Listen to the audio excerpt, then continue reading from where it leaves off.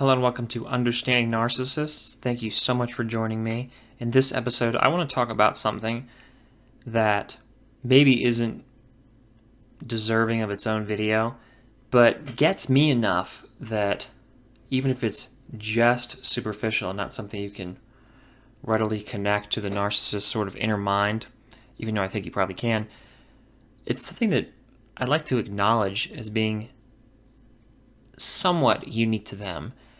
And that's how rude they are. Narcissists are rude.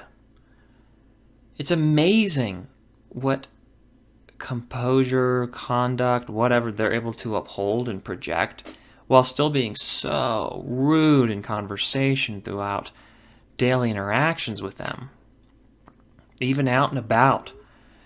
It's interesting because you would think that wouldn't be the case. You'd think they'd have a mastery over that. And like them, there's multiple sides of this, I think, that plays into it. Because on the one hand, some of it is deliberate. It is a screening process by which they see how people will respond and thereby respond to being controlled and manipulated. If you're going to be late for an appointment on a regular basis and somebody keeps agreeing to make appointments with you, there's probably some enabling complex going on with that person, some kind of weakness if they're not going to sort of have any kind of personal boundaries, say. When you repeatedly violate or disrespect somebody and they have no response but to just let you keep doing it, and even it gets them closer to you, they feel indebted to you. That's a pretty good sign for the narcissist to continue forward. They've got a pretty good catch here, and they know it immediately. And that's what I suspect some of the rude behaviors and even almost brutish behaviors that they exhibit. On the other hand, and I've touched upon this before, they're not entirely efficient beings, even in their own interest. They're not really effective agents in bringing about their own goals. So there's a lot of things I think they don't realize, they don't understand, and so it kind of hinders them a great deal, and they don't even realize it. And so that's where a lot of this cumbersome, awkward, almost clunky social interaction ability that they have, or lack of an ability, I think some of it you have to attribute to just them not knowing and them not being very competent with people, which seems really strange and contradictory, given that we're talking about narcissists, beings who, by their very nature, desire to control others so that they can survive. It's amazing how they can treat other people like cattle, on the one hand, and while also maintaining this facade of being this very, very esteemed member of polite society. They understand manners, they understand etiquette, all these things, and decency and respect, when they really don't at all. It's those very small things that lead you to the very, very big picture. So in that way, I do think it's an expression of what's going on in their heads, their lack of respect for other people. Just in my own experience, just how much they interrupt you, talk over you, ignore you entirely, and don't respond. When you know they can hear, they have like a selective hearing type thing where they'll just simply let it go away. All this sort of implicit censorship, all these things that they control. And of course, this is where you know it's deliberate.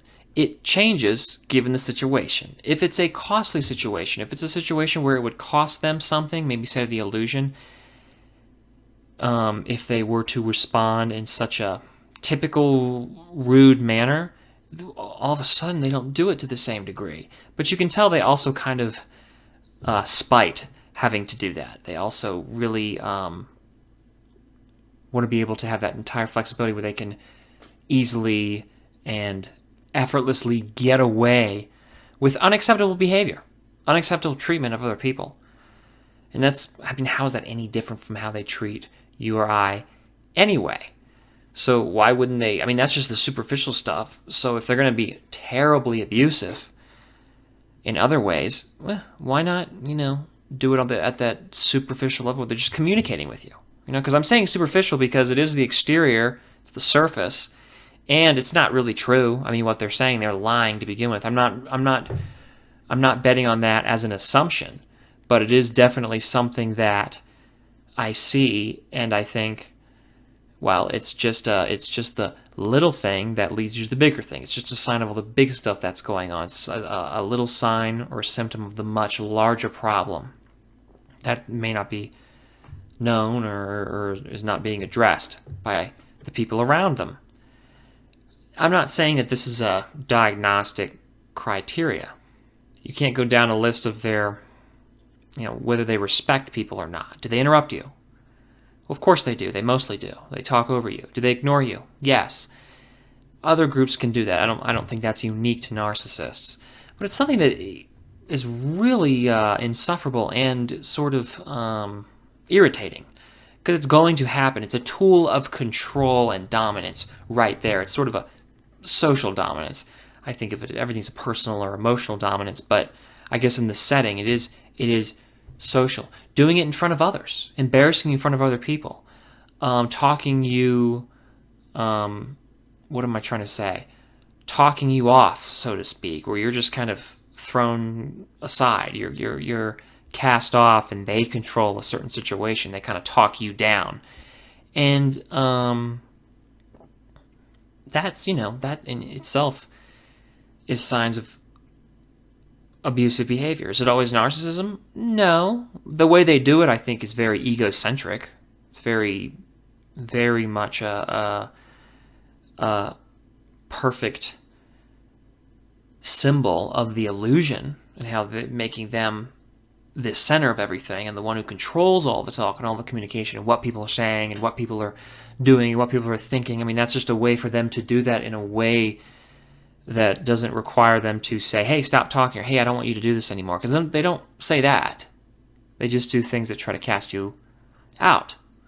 In the same way that activities they don't like you to do, they muck with.